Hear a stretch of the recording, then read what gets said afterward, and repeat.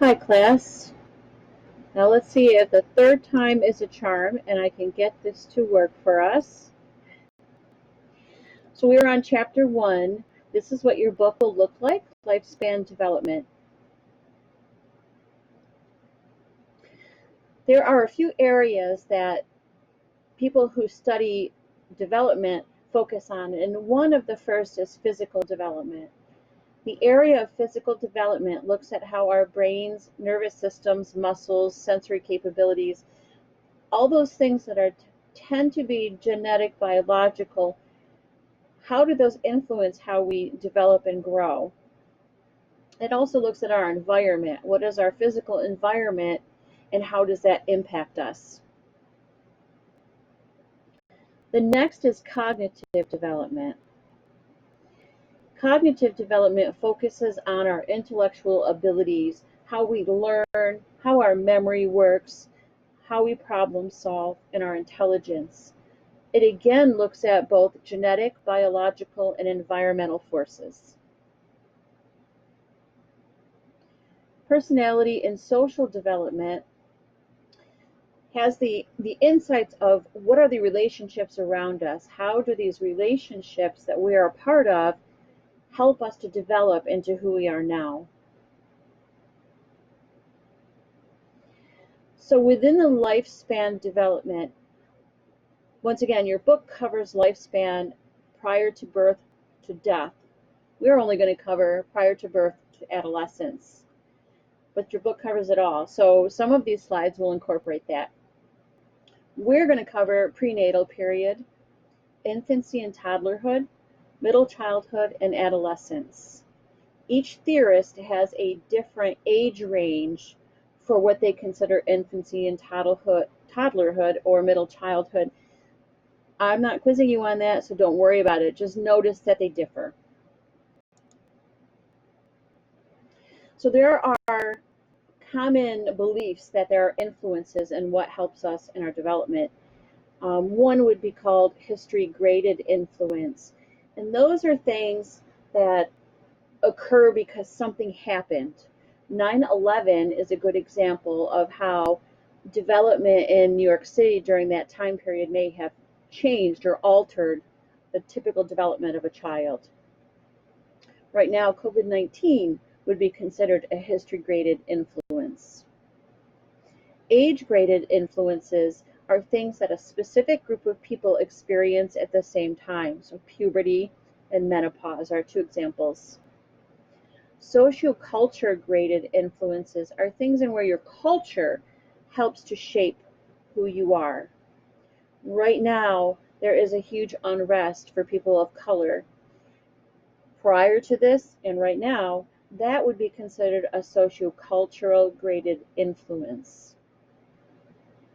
Poverty also would fall into a socioculture graded influence. We're going to talk a lot about poverty. I think it has a lot to do with development, and there's ways that we can address it, and no matter what our job's going to be in the future. So I like to incorporate that in. Again, I grew up in poverty, I experienced it, and came out of it. So I want to be able to share that knowledge with you. And then non-normative life events are things that are individual to each person or family. That is the loss of a parent, a traumatic event that has happened in the life. It can even be a positive thing, but it changes and alters development. There are some key debates when it comes to development.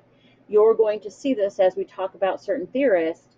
Some of them believe in a continuous development. We are continually changing from pre-birth to death. We're always developing. Whereas other theorists believe that there is a specific time period that we develop and then we're kind of done. Freud, for instance, only carries his theories up until adolescence. At that point, he thinks development is over. We also have critical periods versus sensitive periods. Critical periods, theorists who believe in critical periods feel that you must learn these skills, overcome these struggles within a certain time period, because if you don't, you're not going to grow. You'll be stuck in that phase. Whereas people who believe in the sensitive period believe that there is a time when it's best to learn things, but if you don't learn it, you can learn it later. You're not necessarily stuck. We're going to skip the third one. And then, of course, the influences of nature versus nurture. Nature is what is your genetic and biological format, what is your body created to be.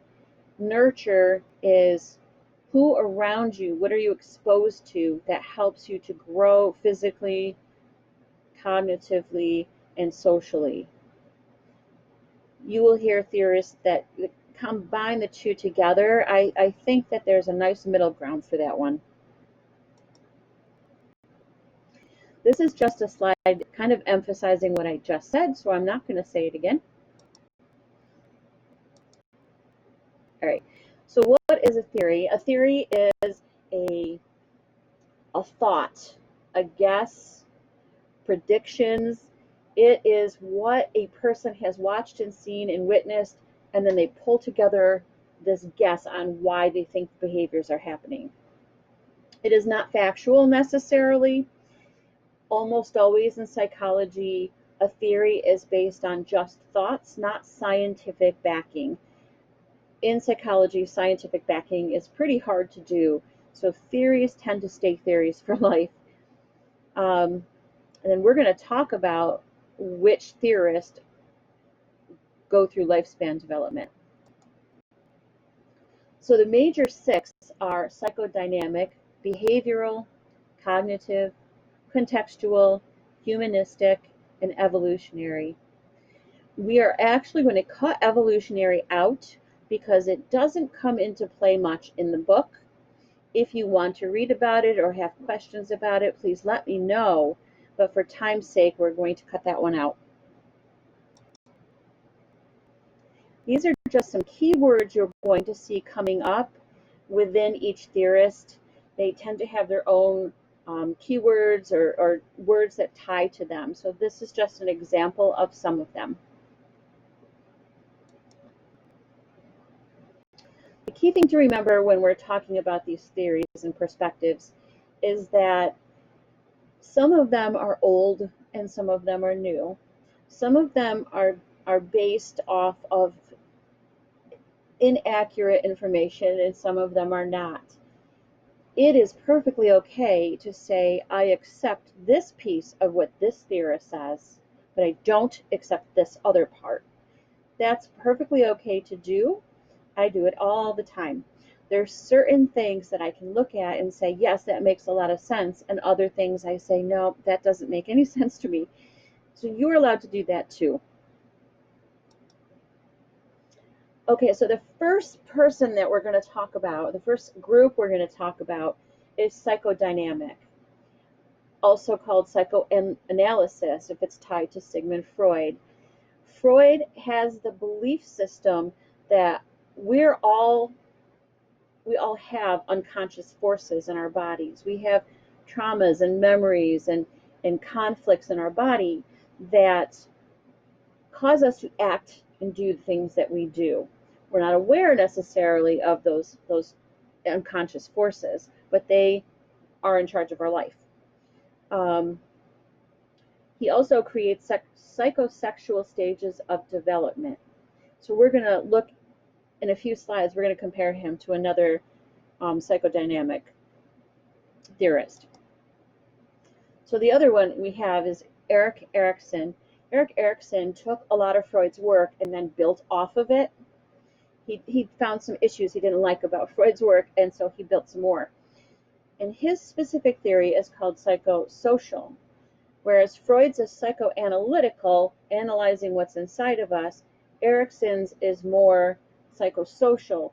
How do the people around us have an impact?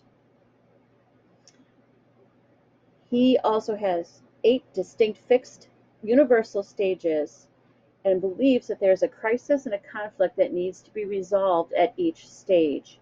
So fixed and universal means that he believes these stages fit everybody in the world, and that you must go through these stages in order. So now let's look at a comparison. Again, each theorist has different age groups, so this birth to 12 to 18 months kind of incorporates both theorists.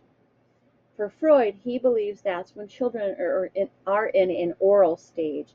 They're interested in oral gratification from sucking, eating, mouthing, and biting. Erikson says babies at this stage are learning trust versus mistrust. If they cry, does somebody come and take care of them? If they're wet, are they taken care of? Each time that happens, it reinforces trust with the parent or the caregiver. If that baby cries and no one takes care of the baby, then it begins to build a fear and a concern about relationships with others. So of course we want trust at that point. From 12, 18 to 3 years old, Freud believes that children are in an anal stage, that they receive gratification from going to the bathroom or withholding based on control factors. They're learning what the rules are for society as far as potty training, and gives them a little bit of control. So he feels that is something that children enjoy. Erikson says this is an autonomy versus shame and doubt period. If you've ever been around a child at this age, excuse me, they say the same thing over and over. I do it, I do it, I do it. They want to learn how to do things and take care of themselves. Excuse me. There's allergies in my area. If the child is given the chance to do things, they're going to build autonomy, which is kind of an independence. If they're not allowed to do it, it kind of hurts them and makes them feel that they're lacking and unable to do things. Excuse me, 3 to 5 to 6 years, Freud says that children are in a phallic stage. They have an interest in their genitals, and they have an Oedipal complex. An Oedipal complex means that in Freud's theory, believes that little boys fall in love with their mothers. When they do this, they develop problems with their fathers, and there's conflict with dad. Once this conflict is overcome, then the young boy starts to connect to his father. This can be done in reverse for females. Sorry, I won't do this every time, I promise. And it's called penis envy, where a girl falls in love with dad, fights with mom. Once they recover their conflict, the little girl ties to the mom. For Erikson, he calls this initiative versus guilt. This is the time when children start to investigate and play with things. They get into cupboards, they mix things together, they play with their imaginations. Erikson says if this happens and they're allowed to do that, that's wonderful. If they start to play and they're constantly shut down and told that they cannot initiate play, they cannot initiate making mud pies or whatever they're doing, that it makes them feel bad and they begin to have guilt. Excuse me again. 5 to 6 years to adolescence. Freud says nothing's happening. There's no sexual concerns. Nothing's really going on between 5 and adolescence. Whereas Erikson says this is industry versus inferiority. This is where children begin to develop a sense of competence, that they can take something and do it and succeed. If they try to do things and they do not succeed on a regular basis, they begin to fear they have an inferiority complex. What this would look like is maybe having a 5 or 6 year old and giving them a task that's meant for an adolescent. Chances are they're not going to be able to do it. It's going to be too much. In a world where we're always challenging our children, it's really important to make sure to give them goals that will challenge them, but that they'll be able to meet. Giving them an impossible task to finish will lead to inferiority. So here we have adolescence to adulthood for Freud, and he calls that the genital stage, where that is a reemergence of sexual interest and a chance to start building sexual relationships. Erikson calls this just adolescence, where Freud is done.